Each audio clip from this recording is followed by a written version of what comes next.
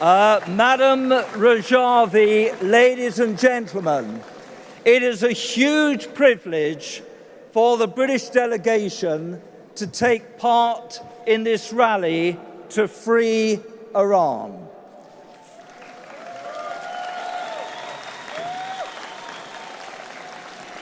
Freedom, freedom, freedom.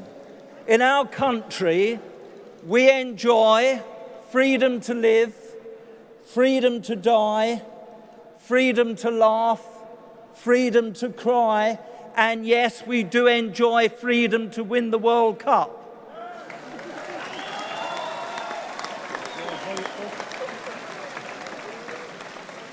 So, ladies and gentlemen, we Brits want the Iranian people to enjoy the same freedoms that we do.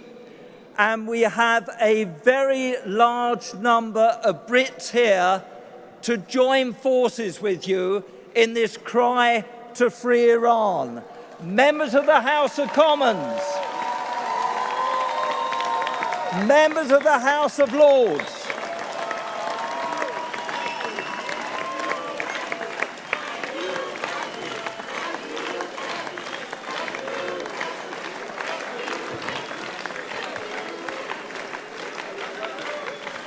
we stand united with each and every one of you in your battle, and I am sure that our message of a free and democratic Iran will echo all the way to Tehran and other cities and towns across Iran, shaking theocracy to its core.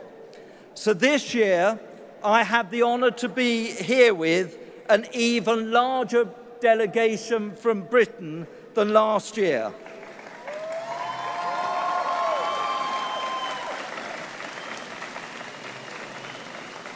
We represent not only the UK Parliament in a cross-party fashion, but also Scotland, the Law Society of England and Wales, the unions, academia in the UK and Scotland, as well as religious leaders.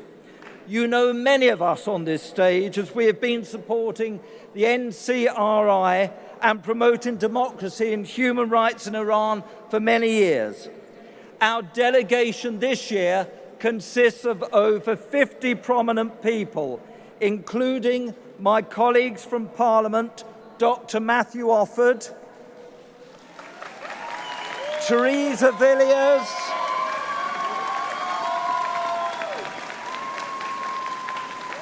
Roger Goodsif,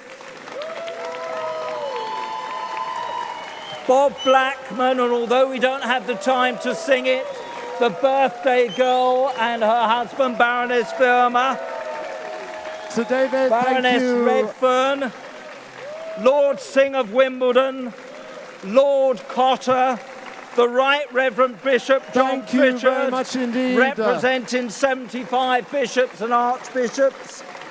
In this gathering, Sir Alan Neil, Mark Williams, Michael Hancock, Mr. Brian Binley, and our solid Scottish National Party delegation, including Dr. Paul Monaghan, Professor Roger Mullin, Michelle Thompson, Coraine Wilson, Dr. Carl Rosie and Chris Cullen. Our strong Law Society delegation includes Sir David, thank you very much indeed. We're very touched to see you all here. Thank you. Teresa Villiers, if you could take over. Thank you so much. Linda Thank you. Lee, Nick Fluck and Andrew Kaplan, and many prominent lawyers from the Central Council of the Law Society, including Tim O'Sullivan, Glyn Maddox, Maria Mamoli, Yasmin Sheikh, Sarah Austin, Nababwe Nicola, Stephanie Boyce, and also Malcolm Fowler. We also have Roger Lyons, former president of the UK Trade Unions, and Dr. Jocelyn Scott, and Dr. Ayla Gol, and many others who I don't have the time to mention. Maryam Rajavi, dear friends, we are here to say we stand with you and the Iranian people as you strive for a better future, and we will continue to support you until Iran is free. Dr. Matthew Offord.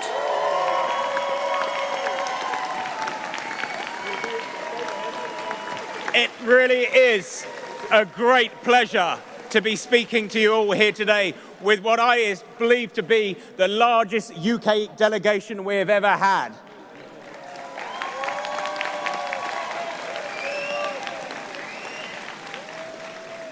Earlier this year, we saw in Iran what I thought was a glimmer of hope as thousands of people rose up against the regime. Unfortunately, the peace that we wanted didn't come. So today, we have to be the voice and the hope and the glimmer of hope for those very same people.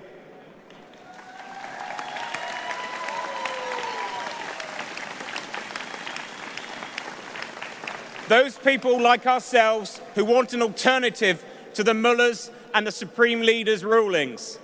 People who want peace, safety, security, and stability. But that won't come by accident.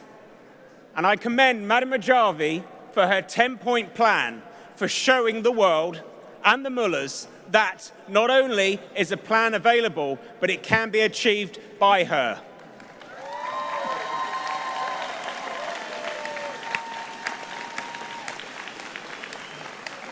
The plan offers the people of Iran a free, democratic, and secular Iran based on freedom of speech, freedom of religion, and respect for religious, ethnic minorities, gender equality, rule of law, and peaceful coexistence in the world. So today,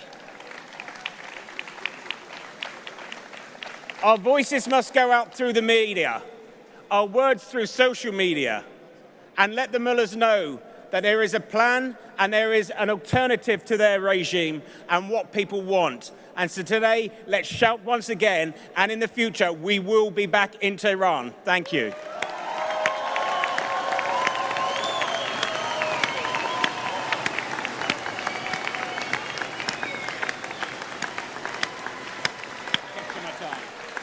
And now, Teresa Villiers.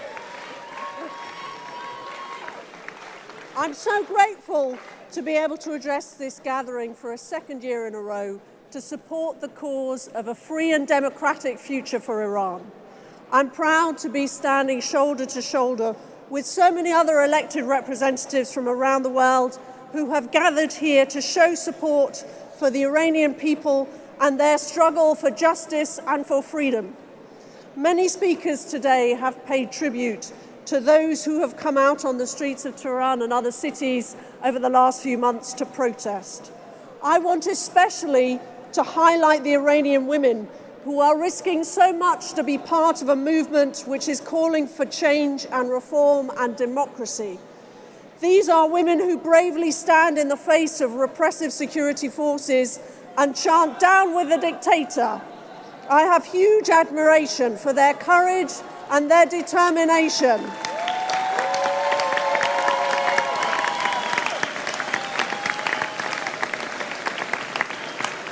These women are brave enough to protest and stand up against the mandatory dress code imposed on them by the regime.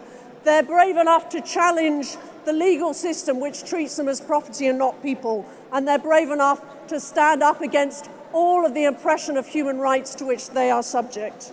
They are prepared to stand up for their right to equality and dignity, even if this could lead to harassment and the risk of reprisals from a brutal regime. In the United Kingdom this year, we're celebrating 100 years since legislation was passed to give women the vote for the first time. So I feel it's fitting for me to stand before you and share your appeal for freedom for women in Iran.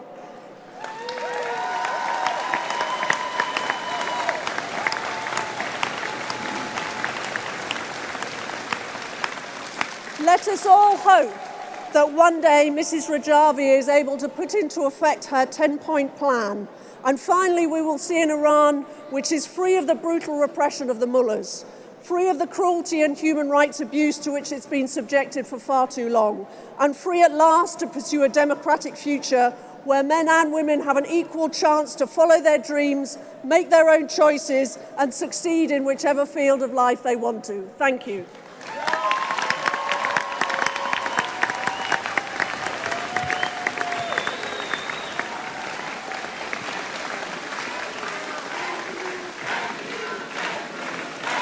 That's my speech, don't worry.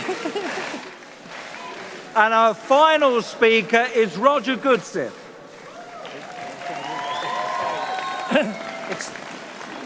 My friend, it's an honour to be with you today at this critical juncture in Iran's history.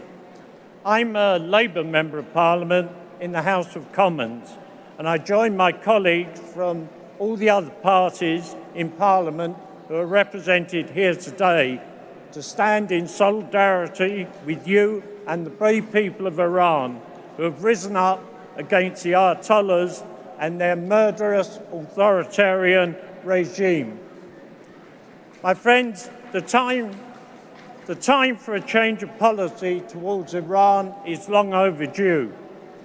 The United Kingdom and our colleagues in the European Union should join with the United States in recognising democratic aspirations of the people of Iran and the desire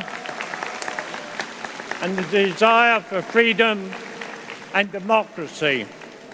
European leaders must now recognise the mullahs regime for what it is. It's a terrorist regime which exports terrorism through Hezbollah. And my friends, it can never be a partner for peace in the Middle East. The United Kingdom and the EU must recognise the NCRI and Maryam Rajavi's 10-point plan for the future of Iran.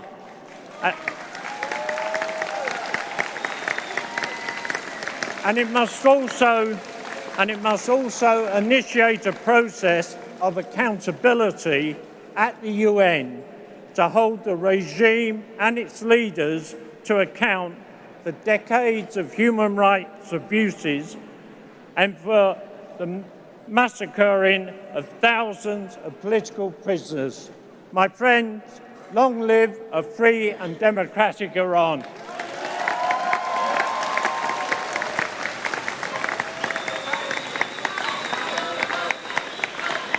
Thank you so much to the UK delegation. Very touched by your presence, a cross-party delegation from the whole of the United Kingdom.